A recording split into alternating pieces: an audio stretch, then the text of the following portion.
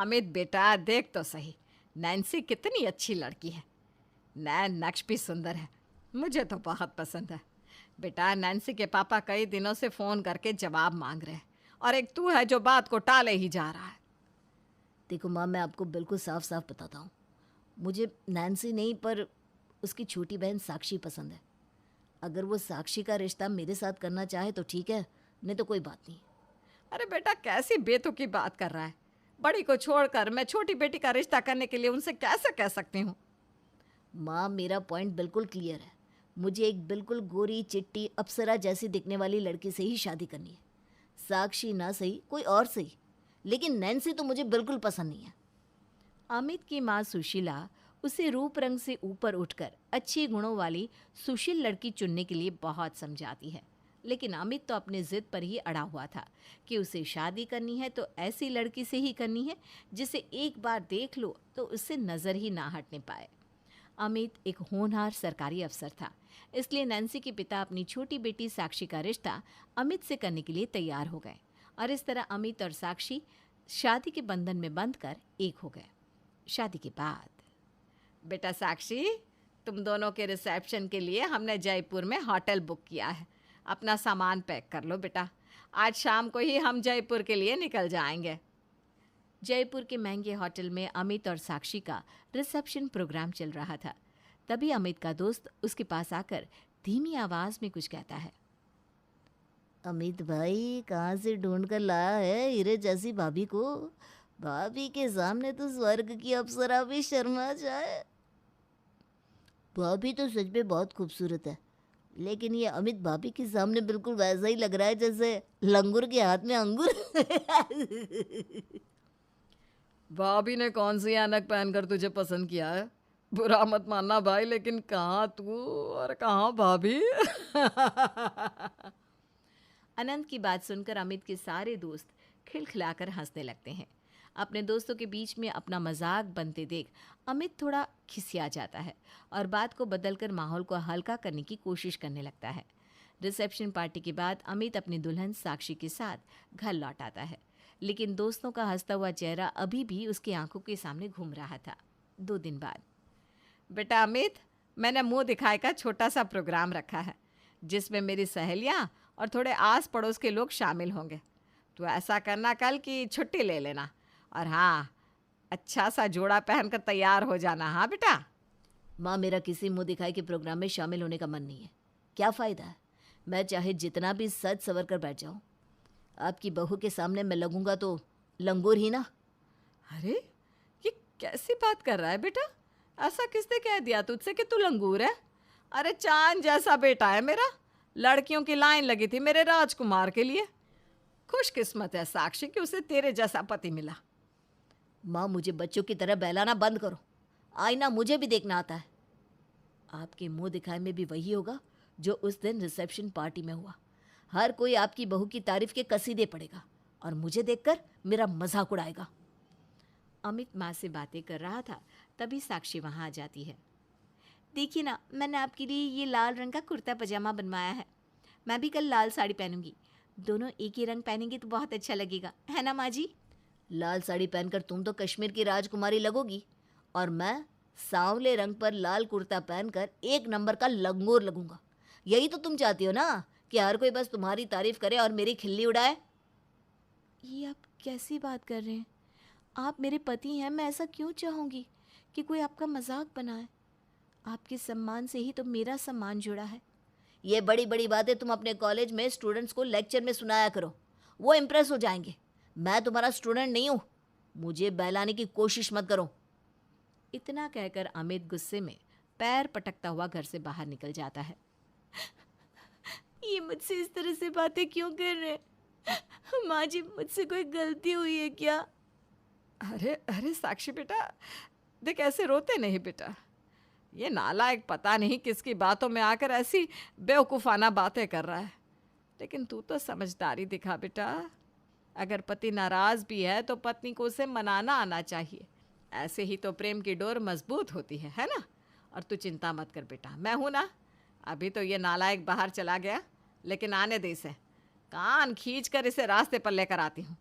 चल अब तू मुस्कुरा दे और जाकर कल के फंक्शन की तैयारी कर ले। सुशीला ने बहू साक्षी को किसी तरह समझा बुझाकर अपने कमरे में भेज तो दिया था, लेकिन चिंता की लकीरें उसके माथे पर भी गिर रही थी। राम जी, ये क्या हो रहा है? नई नई शादी है, अगर अभी से मनों में गांठ पड़ जाएगी तो आगे इनका रिश्ता कैसे चल पाएगा? मुझे ही अमित को समझा बुझाकर सही रास्ते पर लाना होगा। सुशीला लॉबी में बैठी अमित के बाहर से लौटने का इंतजार कर रही थी। तभी अमित घर में दाखिल होता है। अमित बेटा, रुक जा ज़रा, मुझे तुझसे कुछ बात करनी है। क्या बात है माँ? अगर आपको साक्षी के बारे में बात करनी है तो प्लीज़ मत कीजिए, मुझे इस बारे में कुछ नहीं सुनना। बेटा, अभी तेरी शादी को बस 5 दिन हुए हैं और 5 दिन की शादी में तू साक्षी से बात करने और उसके साथ बाहर निकलने में संकोच महसूस कर रहा है, तो बाकी की ज़िंदगी किस तरह बिताएगा? क्या तू कभी अपनी पत्नी के साथ घर से बाहर ही नहीं जाएगा? आखिर साक्षी की गलती क्या है बेटा? माँ प्लीज़, मैं पहले से ही बहुत परेशान हूँ, मेरी परेशानी और मत बढ़ाओ। बेटा, कल 4 लोग घर में जमा हो रहे हैं और वो सब लोग तुम दोनों से मिलने के लिए ही यहाँ आने वाले हैं, तो बेहतर होगा कि तुम समय से तैयार होकर नीचे आ जाओ। बाकी तुम जैसे चाहो वैसा करो, मैं समाज में अपना तमाशा बनता नहीं देख सकती। ठीक है माँ, आ जाऊँगा मैं। माँ के दबाव देने पर अगले दिन अमित पत्नी साक्षी के साथ मुंह दिखाए में शामिल हो जाता है, लेकिन उसके मन में हर पल बस यही बात चल रही थी कि लोग उसे देखकर उसका मजाक बना रहे हैं। उसकी नज़रें लगातार हॉल में बैठे लोगों के चेहरे पर घूम रही थी। जहाँ भी कोई उसे हंसता ठहाके लगाता दिखाई देता, अमित को यही लगता कि वो उसे ही देखकर हंस रहा है।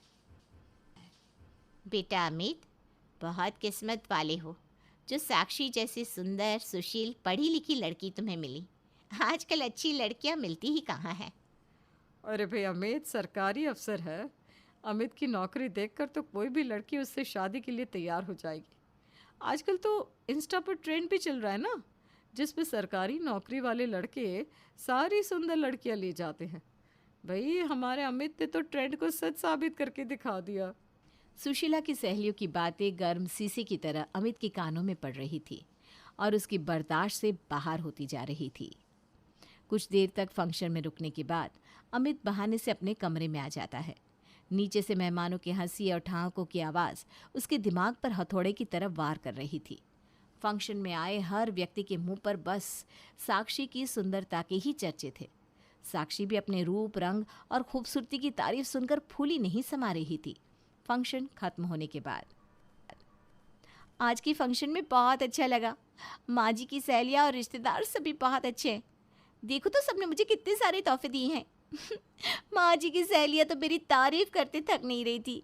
हाँ हाँ, हर तरफ तुम्हारी खूबसूरती का डंका बज रहा था, तुम्हें तो अच्छा ही लगेगा। अब लंगूर जैसे लड़के से शादी हुई है तुम्हारी, उसका कुछ तो फ़ायदा मिलेगा ही।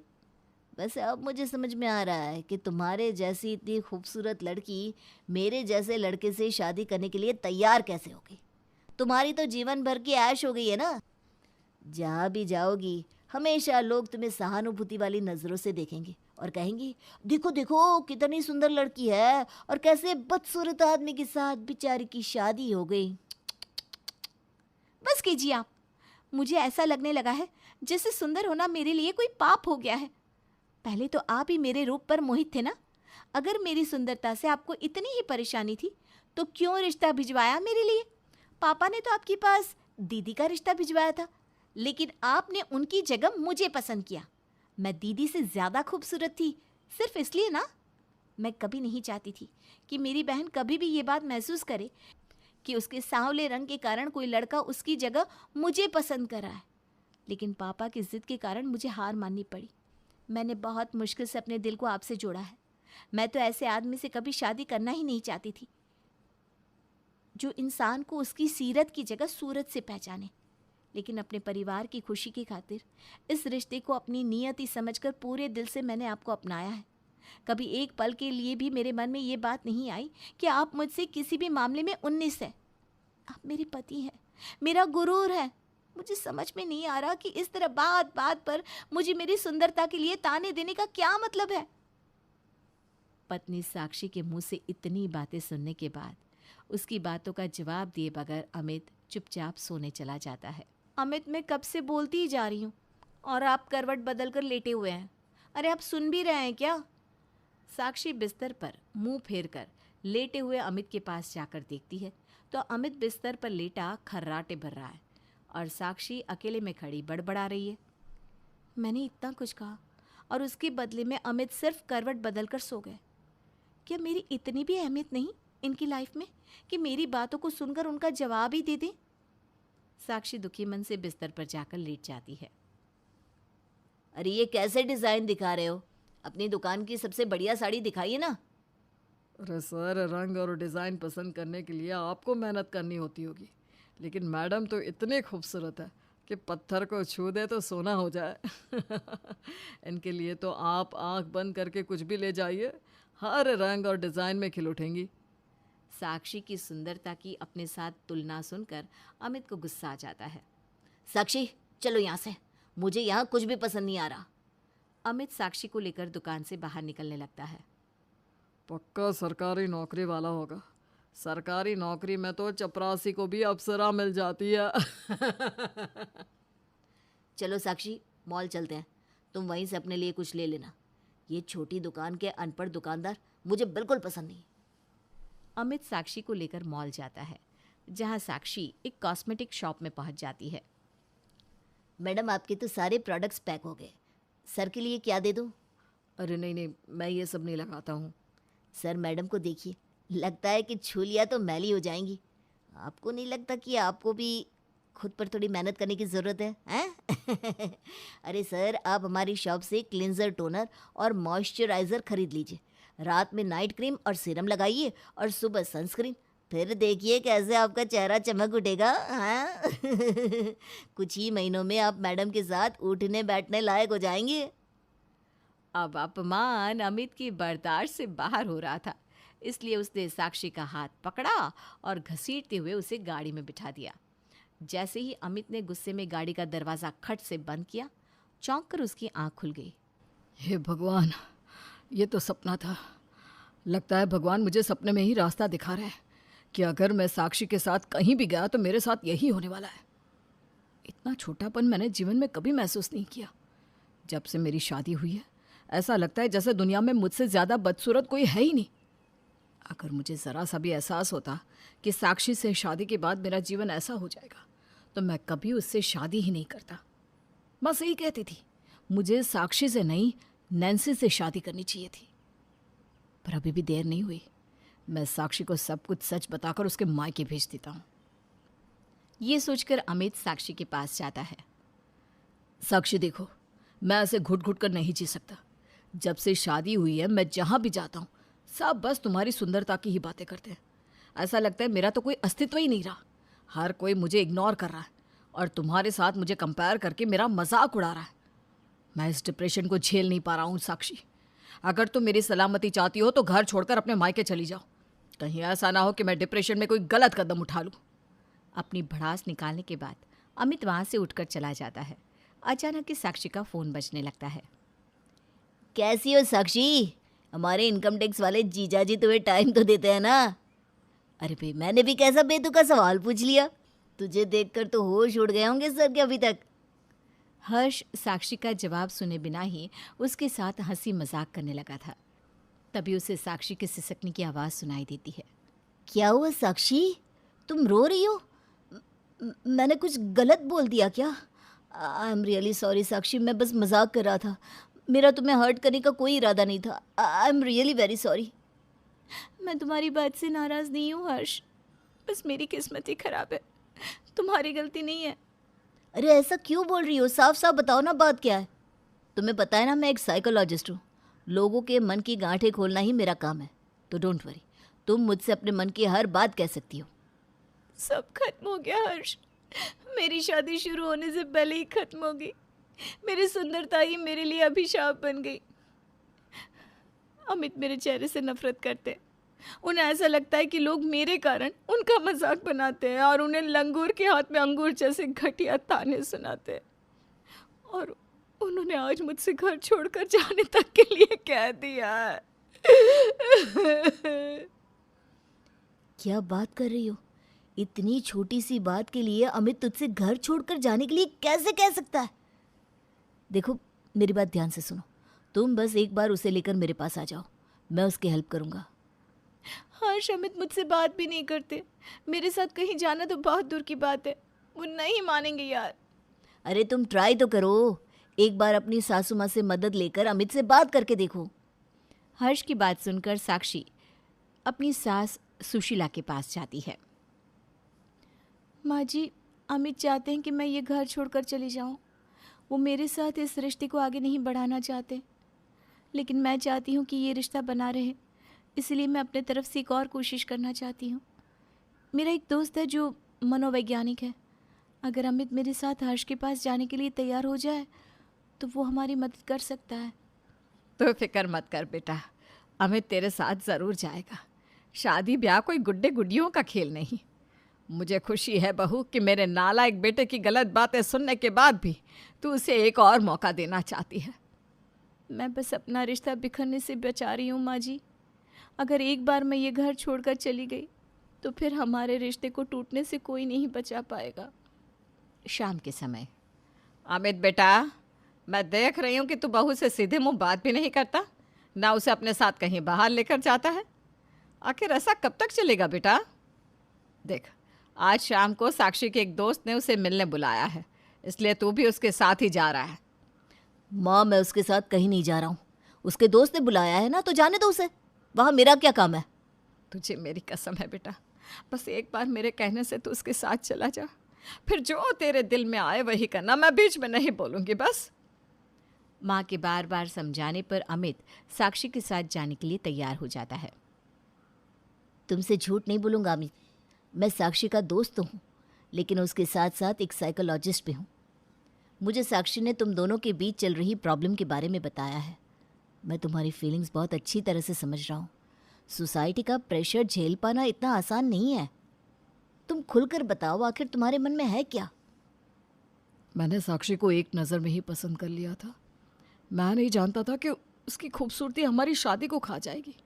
हर कोई साक्षी को देखकर मुझे बस यही एहसास कराता है कि मैं कितना बदसूरत और बेकार इंसान हूँ, जिसने साक्षी जैसे हीरे की चमक भी फीकी कर दी। लोगों का क्या है अमित, अगर तुम किसी आम सी लड़की से शादी कर लेते तो तब भी बोलते, देखो कैसी जोड़ी है, बिल्कुल बेमेल सी। अच्छा, मैं तुम्हें कहानी सुनाता हूँ। एक आदमी गधे पर बैठकर जा रहा होता है। उसे देखकर लोग कहते हैं, देखो कैसा जालिम आदमी है, हट्टा कट्टा होकर बेचारे गधे पर बैठकर जा रहा है। और जब वो गधे से उतरकर पैदल जाने लगता है तो बोलते हैं, देखो गधे के होते हुए भी बेवकूफ़ पैदल जा रहा है।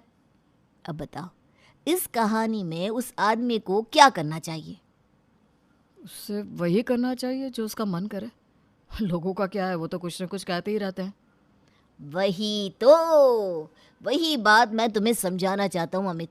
लोगों का क्या है, 4 दिन बातें बनाएंगे फिर भूल जाएंगे। लोगों की बातों में आकर अपना जीवन खराब मत करो। साक्षी सिर्फ सूरत से नहीं, सीरत से भी हीरा है। उसने तुम्हें दिल से अपनाया है। तुम भी उसे दिल से अपना लोगे तो लोगों की बातों का फर्क पड़ना ही बंद हो जाएगा। लोग तो तब भी मजाक बनाएंगे जब तुम साक्षी को छोड़ दोगे।